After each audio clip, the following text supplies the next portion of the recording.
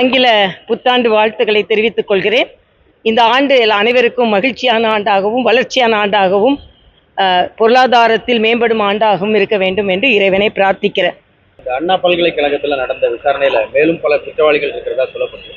ஆனா அரசாங்கம் ஒருத்தர் மேலேயே போக்கஸ் பண்றாங்க. இது தமிழக போலீசாரால இந்த விசாரணை முறைப்படி நடக்கும்னு நினைக்கிறேன். இல்ல, அது ஏற்கனவே பல பாலியல் குற்றங்களில் சரியாக விசாரணை நடைபெறவில்லை என்று உயர்நீதிமன்றமே விசாரணைக்கு ஏற்பாடு செய்திருக்கிறார்கள். அதுதான் தமிழகத்தில் ஒரு நிலை. உயர்நீதிமன்றத்திலேயே தமிழக போலீசார் மீது நம்பிக்கை இல்லை என்று சொல்ல இதான் இப்போ இந்த அண்ணா நகரில் நடந்த பாலியல் வழக்கில் கூட வேறு மாநிலத்திலிருந்து மாற்றப்பட்டவர்கள் எல்லாம் விசாரணையில் இருந்தார்கள். அவங்க தான் இதையும் விசாரிக்க வேண்டும் என்று உயர்நீதிமன்றம் சொல்கிறது. இந்த அளவிற்கு மக்களுக்கு நம்பிக்கை இழந்தவர்களாக அரசும் இருக்கக்கூடாது, காவல்துறையும் இருக்கக்கூடாது. இது மிக மோசமான ஒரு சூழ்நிலை.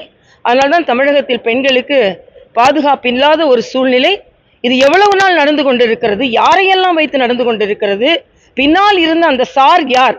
சாரே இல்லை அப்படின்னு திமுகவை சார்ந்தவர்கள் அமைச்சர்கள்லாம் சொல்றாங்க. சார் இருக்கிறார் என்பதை அவர்களின் உரையாடல்கள் காண்பிக்கிறது.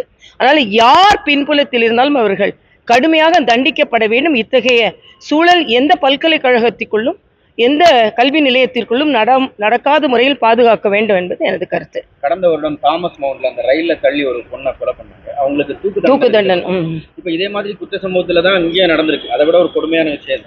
இதுக்கு என்ன மாதிரியான பல நாட்கள் என்னை போன்றவர்கள்லாம் சொல்லிக் கொண்டிருக்கிறோம், பெண்களை சிதைப்பவர்களுக்கு தூக்கு தண்டனை தான் சரியான தீர்வாக இருக்கும். சில மனித உரிமையாளர்கள் உடனே வெளியே வந்து விடுகிறார்கள். பெண்களை சிதைக்கும் போது இல்லாத மனித உரிமை, அவர்களின் உயிரை பறிக்கும் போது மனித உரிமை என்று சொன்னால் எப்படி நாம் ஒத்துக்கொள்ள முடியும்? அதனால பெண்கள் மீது கை வைப்பவர்கள் மிகவும் மோசமான ஒரு தண்டனை அவர்கள் அடைய வேண்டும் என்பதுதான் எனது கருத்து. ராமேஸ்வரத்துல இந்த உடைமாற்று அறையில கேமரா வச்சு இப்ப 2 கடையை சீல் வச்சிருக்காங்க. இந்த மாதிரி காவல்துறை முறையா ஆய்வு பண்ணியிருந்தா இந்த மாதிரிப்பட்ட சிசிடிவி எல்லாம் நம்ம கேமரா. அதனாலதான் காவல்துறை மீது நம்பிக்கை இல்லை என்று சொல்கிறார்கள். காவல்துறை இன்னும் அதிக கவனம் செலுத்த வேண்டும். எல்லோரின் பாதுகாப்பிடம் இருக்கின்றது.